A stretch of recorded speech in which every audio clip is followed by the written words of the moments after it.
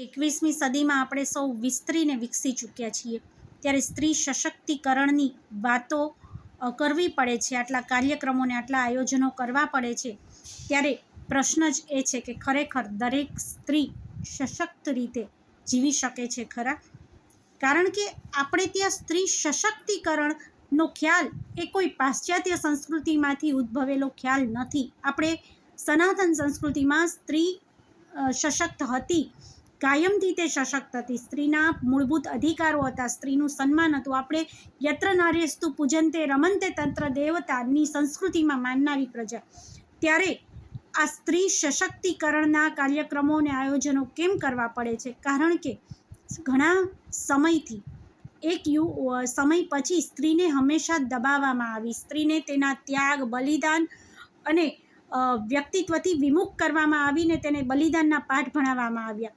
સ્ત્રીને પોતાના સ્વતંત્ર અને મૂળભૂત અધિકારોથી સજાગ ન થાય તે રીતે દબાવવામાં આવી, તેને દેવી તરીકે સંબોધી, તેની પાસેથી હંમેશા સમર્પણની ઈચ્છા રાખવામાં આવી, જેથી સ્ત્રી પોતાના મૂળભૂત અધિકારોથી વિમુખ થતી ગઈ અને પોતાના પ્રત્યે વિચારતા, પોતાના માટે વિચારતા તે અપરાધ ભાવ અનુભવવા લાગી. તેને સ્વાર્થી સમજશે એવો સંકોચ થવા લાગ્યો, જેથી તે પોતાની સ્વતંત્ર વ્યક્તિત્વ અને અસ્તિત્વથી વિમુખ થતી ગઈ. પોતાની શક્તિઓ પ્રત્યેથી તેની સજાગતા ઘટતી ગઈ અને એટલે એ સજાગતા વધારવા, સભાનતા વધારવા માટે આવા કાર્યક્રમો કરવા પડે છે.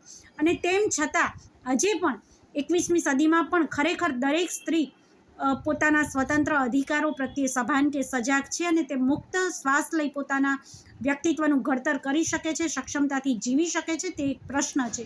તો ખરેખર દરેક સ્ત્રી જ્યારે મુક્ત શ્વાસ લઈ શકશે, પોતાના સમાન અધિકારો, મૂળભૂત અધિકારો વિના સંકોચ, અપરાધ ભાવ વગર એ જ્યારે એનો સન્માન કરી શકશે અને પોતાના અધિકારો ભોગવી શકશે, ત્યારે ખરેખર સ્ત્રી સશક્તિકરણ થયું ગણાશે. દરેક સ્ત્રીને તેના મૂળભૂત અધિકારની કદર, સન્માન અને તે સ્થાન મળશે, ત્યારે ખરેખર સ્ત્રી સશક્તિકરણ થયું ગણાશે. તો દરેક સ્ત્રીને પોતાના અધિકારો પ્રત્યે સભાનને સજાગ થવું ખૂબ જરૂરી છે.